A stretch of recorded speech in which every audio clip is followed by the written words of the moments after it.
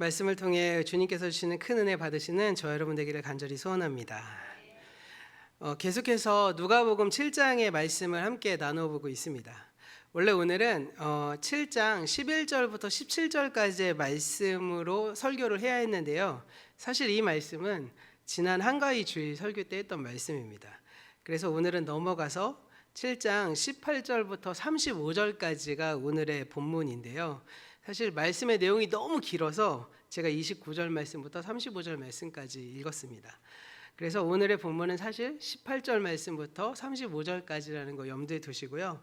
그런데 사실 오늘은 이 말씀, 이 18절부터 35절까지의 말씀이 중요하다기보다는 사실 4장부터 7장까지의 말씀을 전체적으로 좀 정리해보는 시간을 가지려고 합니다. 왜냐하면 이 35절까지의 말씀에서 한 단락이 끝나기 때문입니다. 오늘 말씀에서 오랜만에 세례 요한이 등장합니다. 기억을 더듬어 보면 누가복음 3장 19절부터 20절 말씀에서 세례 요한은 분봉왕 헤롯의 잘못을 비판하다가 감옥에 갇힌 상태입니다. 그런데 오늘 말씀인 7장 18절과 19절의 말씀을 보시면 이 감옥에 있는 요한이 자기의 제자 중에 두 사람을 불러서 이렇게 말하는데요. 그 말씀을 우리 화면을 보시면서 함께 18절과 19절 말씀 함께 읽어보도록 하겠습니다. 요한의 제자들이 이 모든 일을 그에게 알리니 요한이 그 제자 중 둘을 불러 주께 보내어 이르되 오실 그이가 당신이오니까 우리가 다른 일을 기다리오니까 하라 하매. 지금 세례 요한이 이 예수님을 향해서 이렇게 무엇인가 하려고 합니다. 그래서 제자들을 통해 예수님께 물어보고 있는 장면이 바로 그 지금의 우리가 읽어본 말씀인데요. 아마도 세례 요한은 지금 이렇게 죽음을 앞에 두고 굉장히 초조하고 불안했던 것 같습니다. 그래서 그에게 뭐라고 묻느냐? 오실 그이가 바로 당신입니까? 이렇게 묻습니다. 이것을 우리의 이해로 하면 선생님이 진짜 메시아 맞습니까? 선생님 그리스도 맞습니까? 이것을 지금 질문하고 있는 것이죠. 아마도 요한이 자기는 주님의 길을 예비하러 온 사람인데 주님의 길을 예비하러 온 그 예수가 주님의 길을 만드신 그리스도라면 이제 그분이 이것도 하고 저것도 하고 무엇인가를 해야 하는데 자기가 보기에는 별일 없이 계속적으로 그냥 예수님이 누구를 고치셨다 이런 얘기들만 계속 들리고 있는 상황이거든요. 그러니까 요한의 입장에서는 굉장히 초조할 수밖에 없겠죠. 혹시 내가 잘못된 사람을 그리스도라고 이야기한 것이고 인정한 것 아닐까? 이런 어떤 불안감이 있지 않았을까 생각해 봅니다. 이 질문을 들은 예수님은 이 요한의 제자들에게 이렇게 이야기를 하는데 바로 22절의 말씀입니다. 이 말씀도 우리가 함께 읽어보도록 하겠습니다. 예수께서 대답하여 이르시되 너희가 가서 보고 들은 것을 요한에게 알리되 맹인이 보며 못 걷는 사람이 걸으며 나병 환자가 깨끗함을 받으며 기먹은 사람이 들으며 죽은 자가 살아나며 가난한 자에게 복음이 전파된다 하라. 이 말씀을 보시면 세례 요한의 질문에 예수님께서 나 맞아 이렇게 얘기하는 것이 아니라 즉답을 하지 않으시고 너희가 보고 들은 것을 요한에게 가서 그대로 전해라 이렇게 말씀하십니다. 결국 예수님의 말씀은 너희가 보고 들은 그것이 메시아라는 사실을 증명하지 않느냐 이렇게 반문하고 있는 것입니다. 그렇다면 그들이 보고 들은 것이 무엇일까요? 바로 우리가 읽어본 대로 눈먼 사람이 다시 보고 다리 저는 사람이 걷고 나병 환자가 깨끗해지고 기먹은 사람이 듣고 죽은 사람이 살아나고 가난한 사람이 복음을 듣습니다.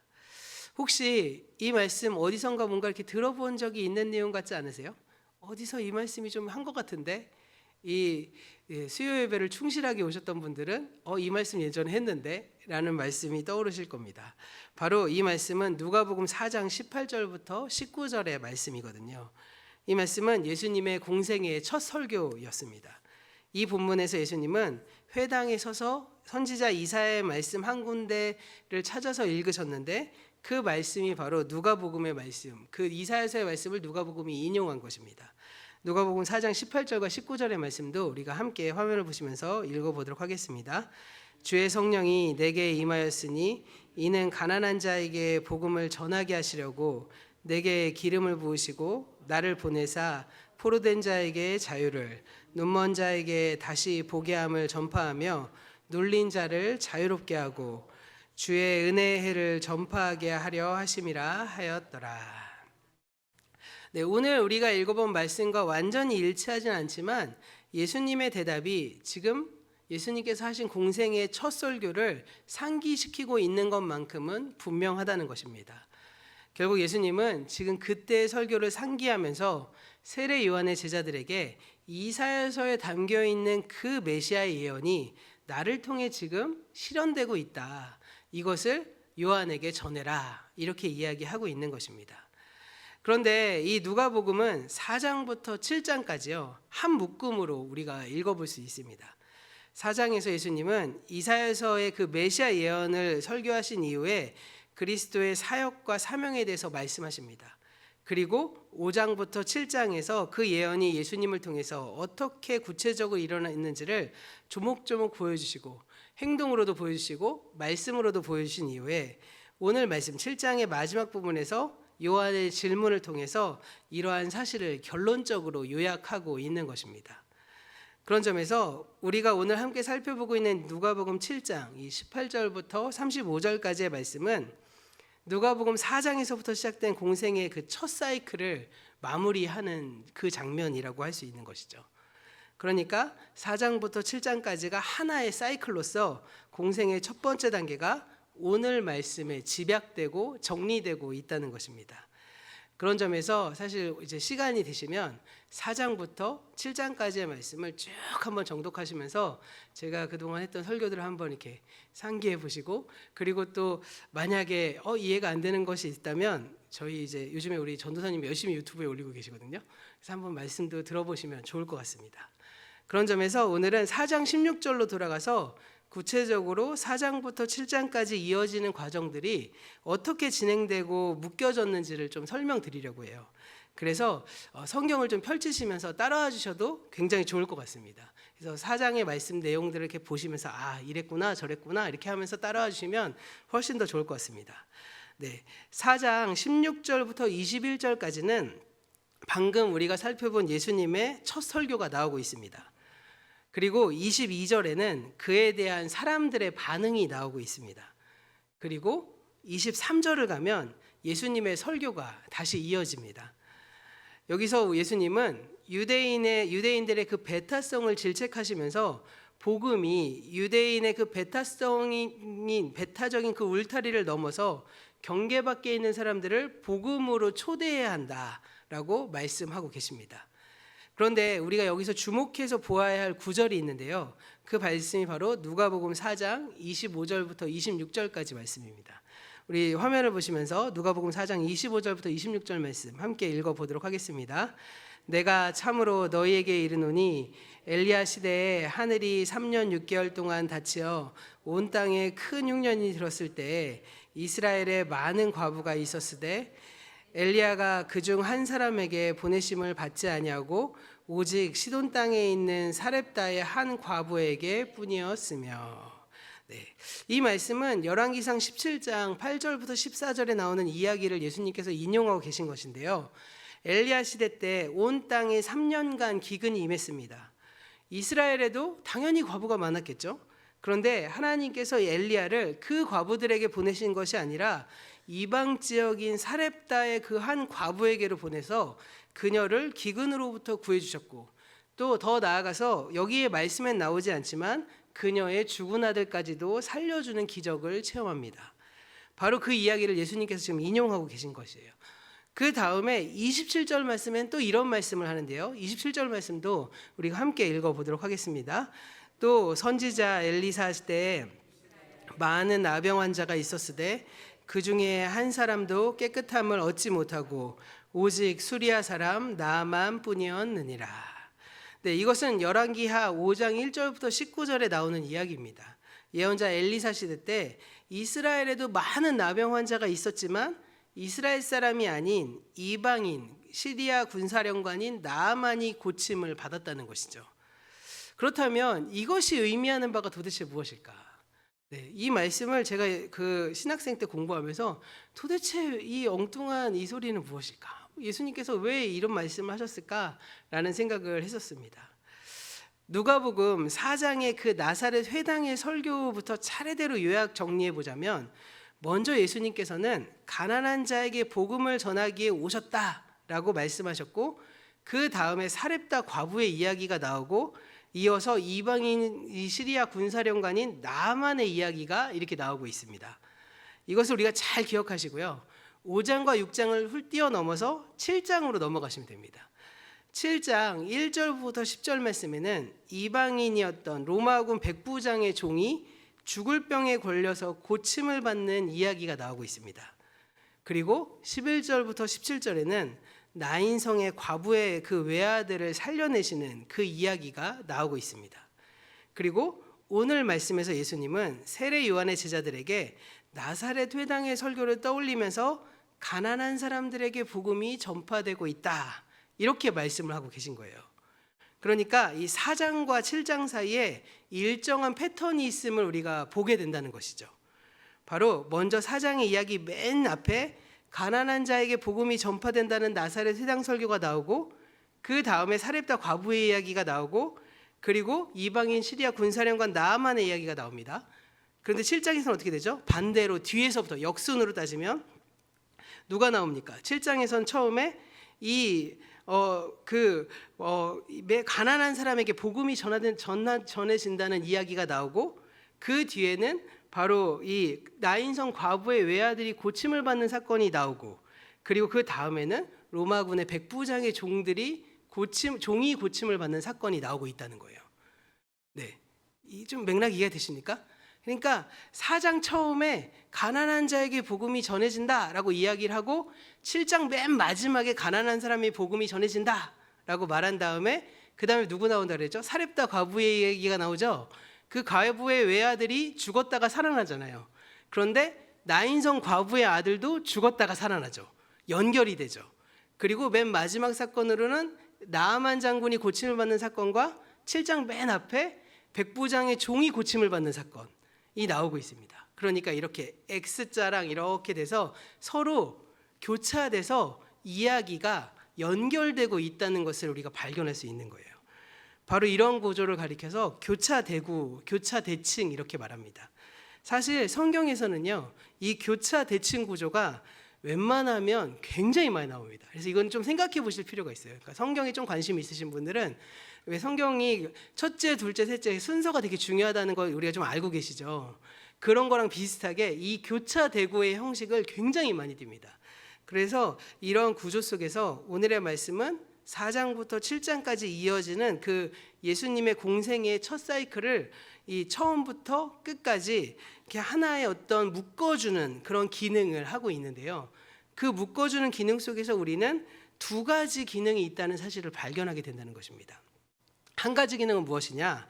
바로 누가복음이 계속해서 보여주고 있는 명백한 사실, 즉 예수님은 메시아다, 예수는 그리스도라는 사실을 계속 확증하고 있는 것입니다. 18절부터 23절까지가 바로 이 기능을 담당하는 거예요. 아까 세례 요한의 제자들을 통해서 살펴본 바로 그 내용입니다. 누가복음 4장부터 7장에서 계속해서 예수님이 메시아라는 사실을 보여주고 난 다음에 7장 그 단락의 맨 마지막에 그것을 요약해서 정리하고 있는 것입니다. 그리고 또 한 가지 기능은 무엇이냐면, 이 메시아이신 예수에 대해서 나타나는 두 가지의 반응을, 그 사람들에게 나타나는 두 가지의 반응을 요약해서 보여주고 있는 것입니다. 이것은 바로 5장과 6장의 말씀을 통해서 우리가 보고 있었던 말씀인데요. 예수님의 그 공생의 사역은 주로 율법에 의해서, 그 율법으로 인해서 사회적인 울타리 밖으로 밀려나간 죄인들, 이 죄인들을 회개의 세례로 초청하시는 일이셨습니다. 그러니까 이 부정한 존재가 되어서 이 하나님의 백성으로 취급받지 못했던 그 사람들을 예수님께서 그들을 회개로, 그들을 이스라엘의 백성으로 다시금 초대한 것입니다. 이러한 예수님의 사역은 이 반대편에 있는 사람들에게 어떻게 됐느냐? 극렬한 반대가 일어나기 시작하는 거죠. 예수님은 죄인의 친구다, 세리의 친구다라고 극렬한 반대를 불러오게 되고, 반대로 이 죄인으로 고통받는 사람은 회개로서 초대를 받아서 하나님의 온전한 백성이 된 것입니다. 그래서 그로부터 예수님으로부터 의로운 존재로 인정받고 이 유대교 지도자들과 율법학자들 그 사람들에게는 반대를 불러일으키는, 그러니까 어떠한 사람들에게는 아주 칭찬과 명성과 그들의 친구가 되는 일들을 해오셨던 반면에 반대편에 있는 사람들에게는 맹렬한 반대와 심지어 그를 죽이고자 하는 일까지도 벌어지게 되는 일들이 벌어지고 있다는 것입니다. 그런 점에서 누가복음은 종종 예수님께서 그들과 대립하고 있는 모습을 굉장히 하나하나씩 보여주고 있죠. 이러한 두 가지 반응이 우리가 읽어본 누가복음 7장 29절과 30절에 요약하고 있는데요. 이 요약된 말씀을 우리가 세 번역 버전으로 우리가 함께 보려고 합니다. 우리 화면을 보시면서 이 말씀 29절과 30절 말씀 함께 읽어보도록 하겠습니다. 모든 백성과 심지어는 세리들까지도 요한의 설교를 듣고 그의 세례를 받았다.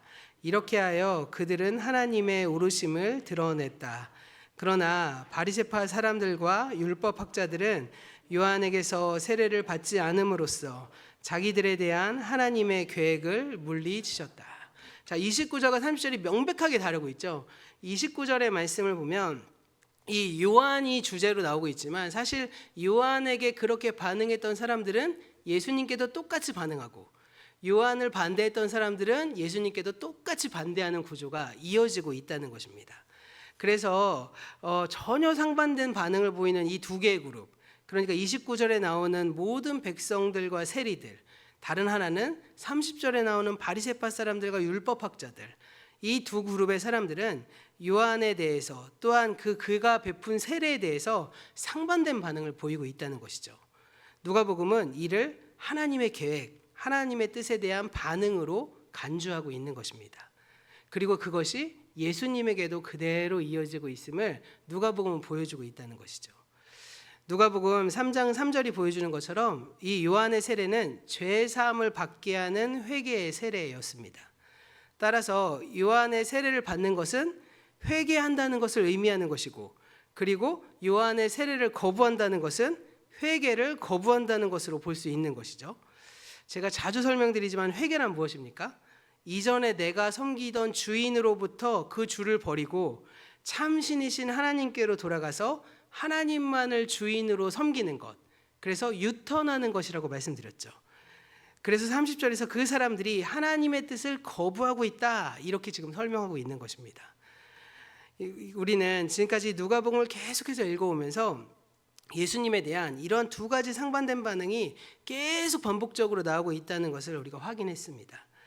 그런데 오늘의 말씀은 이 세례 요한과 예수님을 통해 드러나는 하나님의 뜻에 반대하는 이 율법학자들 그리고 이 바리새인들의 모습을 한 가지 재미있는 표현, 재미있는 비유로 등장하면서 설명하고 있는데요. 그것은 바로 아이들이 장터에 앉아 노래를 부르는 장면으로 비유하고 있는 것입니다. 바로 31절과 32절의 말씀, 우리가 화면을 보시면서 함께 읽어보도록 하겠습니다. 또 이르시되 이 세대의 사람들을 무엇으로 비유할까? 무엇과 같은가? 비유하건대 아이들이 장터에 앉아 서로 불러 이르되 우리가 너희를 향하여 피리를 불어도 너희가 춤추지 않고 우리가 곡하여도 너희가 울지 아니하였다 함과 같도다. 네, 이 세대 사람을 무엇으로 비유할까? 이렇게 말하고 있죠. 여기 나오는 이 세대, 이것은 무엇일까요? 이 생물학적인 한 세대를 가리키는 말이 아닙니다. 이 세대는 특별히 누가복음에서 더 두드러지는데 하나님의 나라가 시작되기 전에 하나님의 나라를 반대하는 세력들을 의미하는 말로 쓰여집니다. 이 세대 악한 통치자들에 의해서 통치되는 이 악한 세상, 악한 세대라는 뜻입니다. 그래서 이것을 영적으로 정의하자면 공중의 권세를 잡은 자들, 그리고 이러한 통치자가 가리키는 것들, 이런 의미로 사용되는 것이고요. 또 이 세대의 원리와 이 세대의 풍조를 따라가는 악한 사람들을 가리키는 용어로 이 세대라는 말을 주로 씁니다. 그런데 그 세대 사람들, 이 세대 사람들을 비유하면서 장터에서 아이들이 노래를 부르는 장면으로 지금 비유하고 있습니다. 하지만 이 비유를 해석하기 시작하면 한 가지 문제가 발생하게 되는데요. 바로 무엇이냐? 이 장터에서 노래를 부르는 자들이 그럼 누구냐라는 것이죠.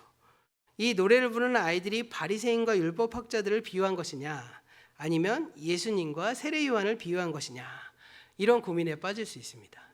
누구를 비유로 하고 있을까요? 이 장터에서 이 노래를 부르는 사람들, 예수님을 반대하는 사람들 이야기할까요? 예수님을 찬송하는 사람들을 이야기할까요? 반대하는 사람일까요? 찬송하는 사람일까요? 근데 참 아이러니하지만 사실 어느 쪽으로 해석해도요, 다 해석이 됩니다.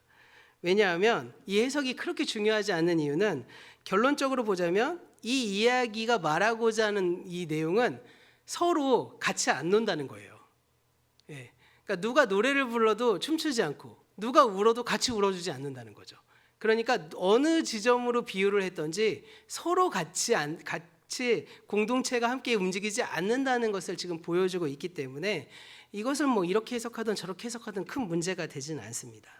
그래서 오늘은 이것을 율법학자들과 바리새인들이 부르는 노래로 간주하면서 한번 해석을 해보려고 합니다.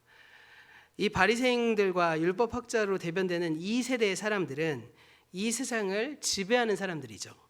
그들은 이 세상 속에서 게임의 룰을 정하고 만들어내는 사람들입니다. 그 놀이의 규칙은 무엇일까요?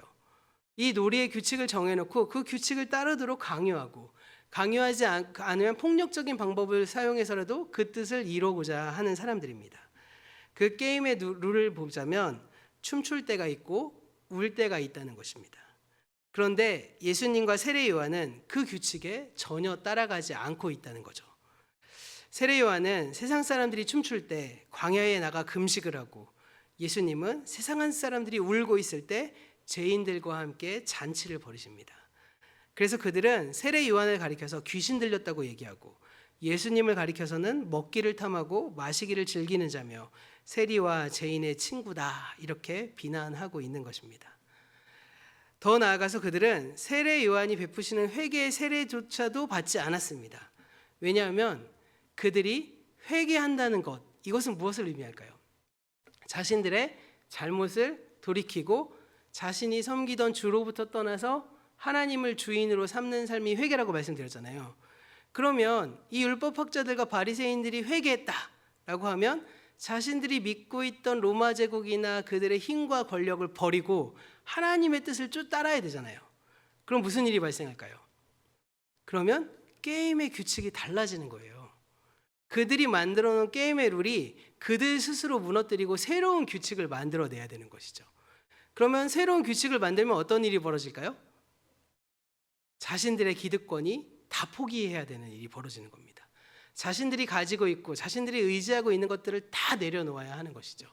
그렇기 때문에 그들은 예수님을 통해서 나타나는 그 그리스도로서의 그 징조, 그 모습들을 그들이 결코 인정할 수 없었던 것입니다. 눈에 보아도 성경으로 아무리 해석돼도 그분을 그리스도로 인정할 수가 없었던 거예요. 왜냐하면 그러면 자신들이 만들어 놓은 세상의 룰이 바뀔 수밖에 없기 때문입니다. 그래서 결국 오늘 말씀 마지막에 보면 35절에 보면 지혜의 자녀들이 결국 지혜가 옳다는 것을 드러냈다, 이렇게 말하잖아요. 이것은 결과적으로 그들의 행동을 통해서 하나님의 뜻이 옳다는 것을 보여준다, 그것이 드러났다라는 것입니다. 또한 29절 마지막 부분을 세 번역에서는 이렇게 하여 모든 백성들은 하나님의 오르심을 드러냈다, 이렇게도 말하고 있습니다. 이 29절의 말씀과 35절의 말씀은 똑같은 말씀을 이렇게도 설명하고 저렇게도 설명한 말씀인 것입니다. 그런데요, 30절을 보시면 이 바리새파 사람들과 율법학자들은 자기에 대한 하나님의 계획을 물리쳤다, 이렇게 나오고 있죠. 그것은 무엇일까요? 그들은 자신들이 만들어 놓은 룰을 지키기 위해 하나님의 룰을 물리쳐버린 겁니다. 자신들이 이익을 위해서, 자신들의 기득권을 위해서 만들어 놓은 그 세팅으로 하나님도 그렇게 그 세팅으로 들어와야만 하는 거예요. 그런데 하나님이 그 세팅으로 들어오면 그게 하나님이겠습니까? 하나님은 우리에게 세팅을 주시는 분이시죠. 우리의 삶의 목적을 주시는 분이시잖아요. 우리가 만들어 놓은 룰에 하나님이 따르면 그것은 하나님이 아닌 것입니다. 우리가 생각하는 그 지경 안에서 하나님이 활동하고 그 안에서 우리에게 복을 주고 그 안에서 우리가 잘 먹고 잘 살게 만들어 놓는 것은 사실 하나님이 아닌 우상인 겁니다. 하나님은 우리가 살아가는 삶의 모습과 전혀 다른 모습을 우리에게 보여주시고 그 하나님의 룰을 통해서 그 룰을 지키라고 우리에게 말씀하시는 것이죠. 그래서 그 룰을 따르기 시작하면 다른 사람들이 춤출 때 울 수밖에 없고 다른 사람이 울 때 잔치를 벌일 수밖에 없는 것입니다. 그런 점에서 오늘 말씀을 통해서 우리가 생각해야 될 것은 바로 무엇이냐? 그것은 우리는 어떤 룰을 선택하며 살아갈 것이냐. 이것이 우리의 문제 앞에 놓여 있는 것입니다. 우리가 하나님의 룰을 따를 것인가? 이 세대의 룰을 따를 것인가? 이 앞에서 우리는 선택을 해야 한다는 것이죠. 사실 선택의 문제 굉장히 어렵고 복잡한 것 아니겠습니까? 사실 모든 일상 가운데 우리는 매일매일 선택을 하고 살잖아요. 자고 일어나서 눈을 뜨는 순간부터 시작해서 우리는 선택의 연속입니다. 저도 오늘 아침에 새벽에 제가 이제 이렇게 더위를 잘 타니까 새벽 요즘까지도 여름 양복을 입고 새벽마다 설교를 했거든요. 딱 이렇게 여기 걸어오는 거는 추워 죽겠는데 들어와서 설교단에 오면 괜찮아져요. 그러니까 그래서 이 여름 양복을 포기할 수 없다가 오늘은 도저히 못 참아서 이제 가을 양복으로 바꿔 입고 왔습니다. 그것도 제가 선택하는 거죠. 아침에 제가 새벽에 눈을 떠갖고 내가 10분 더 잘까? 차라리 지금 일어나서 목욕을 할까? 이것도 선택이잖아요. 우리는 이 작은 선택으로부터 시작해서 우리의 삶의 기준점을 선택할 수 있는 하나님의 그 창조물입니다. 유일한 창조물이에요. 그 선택을 할 수 있고 심지어는 하나님의 세팅을 벗어날 수 있도록 만들어진 하나님의 형상을 가진 창조물입니다. 아이러니하지만 그것이 바로 하나님의 능력 아니겠습니까? 하나님의 뜻마저도 우리가 거부할 수 있는 완전한 자유를 허락해 주신 것이 하나님의 뜻이죠.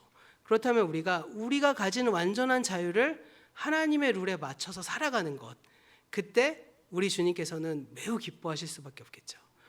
그것은 자신의 자녀들이 아버지와 어머니의 뜻을 공감해서 그 마음이 하나로 연합됐을 때 부모가 가지는 그 기쁨과 같은 것 아니겠습니까? 우리의 자녀들이 저도 우리 부모님의 믿음을 보고 주님께로 돌아오겠습니다. 이렇게 결단할 때 얼마나 행복하시겠어요.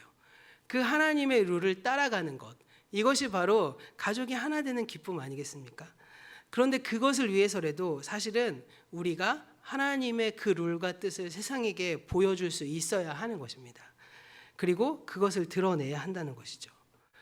이 룰의 핵심이 바로 그것입니다. 하나님의 뜻을 따를 것이냐, 이 세대의 뜻을 따를 것이냐, 그리고 그것이 바로 이 세대의 사람들과 우리의 결정적인 차이라는 것이죠.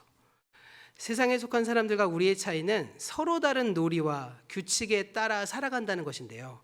그 규칙의 핵심은 어떤 때 기도하고 어떤 때 슬퍼하고 어떤 때 찬양하는가, 바로 여기 있는 것입니다. 그렇다면 우리를 기뻐 뛰게 하는 요인은 무엇이고 우리를 슬피 울게 만드는 것이 무엇인지 우리는 한번 생각해 보셔야 한다는 것입니다. 나는 슬플 때 세상 사람들과 똑같은 이유로 슬퍼하는가? 나는 기쁠 때 세상 사람들과 똑같이 기뻐하는가? 나의 슬픔이 세상 사람들과는 다른 슬픔인가? 나의 기쁨이 세상 사람들과는 다른 기쁨인가를 우리가 구별하셔야 한다는 것입니다. 그리스도인이란 무엇입니까? 바로 세상과 다른 룰을 가지고 사는 사람들이 그리스도인입니다. 그것은 세상이 기뻐하는 것으로 인해 기뻐하는 것이 않고 세상이 슬퍼하는 것으로 인해 슬퍼하지 않는 것입니다. 그래서 세상이 호사스러운 옷을 입고 잔치를 벌일 때 그리스도인들은 세상 앞에서 세례 요한처럼 광야로 나가 하나님의 음성에 귀를 기울여야 합니다. 세상에 애곡할 때 그리스도인들은 잔치를 벌여야 합니다.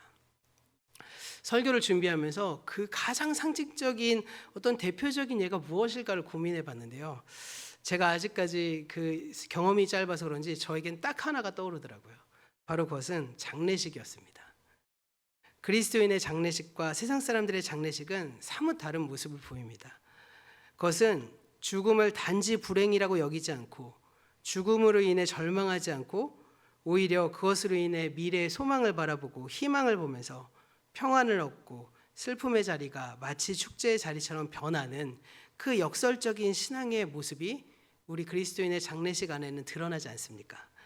그것이 바로 우리들의 삶의 모습이기 때문입니다. 그리고 그것이 바로 세상과 전혀 다른 게임의 룰이기도 하죠. 그런 점에서 우리는요, 우리의 삶은 매 순간 장례식이 되어야 합니다. 세상 사람들이 살았다고 생각하는 그 순간에 우리는 죽음을 준비하고 죽음을 겪고, 반대로 세상 사람들이 절망하는 그 순간에 우리는 그 속에서 부활을 경험하고 희망을 발견하고 거기서 한없는 평안을 누릴 수 있는 것입니다. 그래서 사도 바울은 로마서 12장 2절 말씀에서 우리에게 이렇게 권면하는데요. 이 말씀도 우리가 화면을 보시면서 함께 읽어보도록 하겠습니다. 너희는 이 세대를 본받지 말고 마음을 새롭게 함으로 변화를 받아 하나님이 선하시고 기뻐하시고 온전하신 뜻이 무엇인지 분별하도록 하라. 아멘. 이 말씀 속에는 오늘 말씀 누가복음 7장에 나오는 두 가지 핵심 단어가 들어 있습니다. 바로 이 세대라는 말이고요. 또 하나는 하나님의 뜻입니다. 하나님의 뜻을 따르는 그리스도인들은 이 세대가 기뻐하는 것으로 인해 기뻐하지 않고 이 세대가 슬퍼하는 것으로 인해 슬퍼하지 않습니다. 오직 마음을 새롭게 함으로 변화를 받아서 하나님이 선하시고 기뻐하시고 완전하신 뜻이 무엇인지를 분별해내기 위해 힘쓰는 것, 그것이 바로 우리의 삶의 모습인 것입니다. 우리가 오늘 말씀을 통해 이 4장부터 7장까지의 누가복음의 첫 번째 그 구조를 마무리하시면서 예수의 삶이 어떠한 삶이고 그가 주장하신 하나님의 나라가 무엇인지, 더 나아가서 제자의 삶이 무엇이고 그러한 삶을 살아가는 자들이 어떠한 삶을 살아가고 있는지를 우리가 생각해 보시면서 돌아오는 우리의 모든 일상의 영역 속에서, 그 모든 시간 속에서 이 세상의 원리와 방식에 따라 살아가는 것이 아니라 우리의 방식으로, 예수의 방식으로 기뻐하고 슬퍼하면서 이러한 모든 삶을 다른 사람들에게도 전하는 우리 모두가 되기를 간절히 축원합니다. 기도하겠습니다.